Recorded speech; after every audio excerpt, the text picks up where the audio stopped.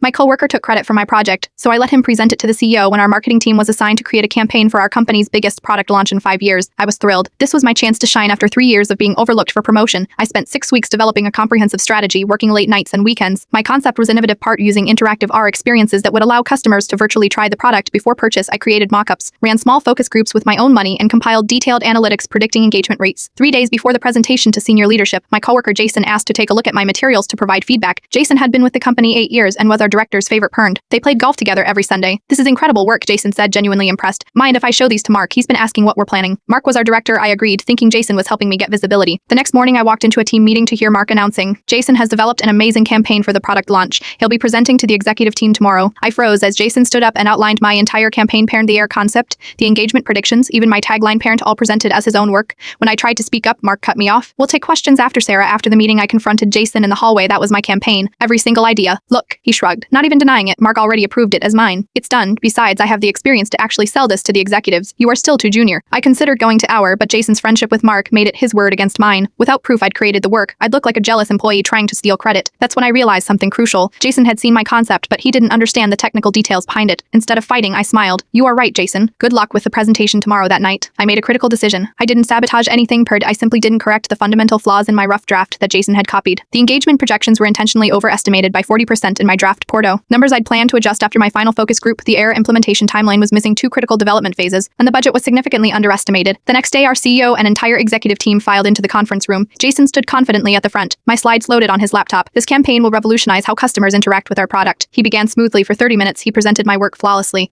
Too flawlessly. He didn't change a single detail from my intentionally flawed draft. When he finished, our CEO looked impressed. Ambitious timeline. What about the development phases for AR compatibility with older devices? Jason hesitated. We would address that during implementation, and these engagement projections, our CFO interjected, they're significantly higher than industry standards. What methodology did you use? Proprietary analysis, Jason answered vaguely. The questions continued, each one exposing Jason's lack of understanding of the very campaign he claimed to have created. Finally, our CEO turned to Mark. I like the concept, but the details seem underdeveloped. Who else worked on this? Mark, now sweating, admitted Sarah, assisted with some research. Sarah, the CEO turned to me. What are your thoughts? I smiled professionally. I think the concept has potential, but my research suggests we need to adjust the projections by about 40%, add 2 development phases for full device compatibility, and increase the budget by approximately $200,000 to achieve the results we want. The room went silent. The CEO looked between Jason's now pale face and my confident smile. It sounds like Sarah has a better grasp of this campaign, she said finally. I'd like her to lead the implementation and report directly to me on progress. 2 weeks later, I was promoted to senior strategist. Jason was transferred to another department, and Mark suddenly had an opening in his golf schedule every Sunday. Sometimes letting someone take credit for your work means they also take credit for its flaws,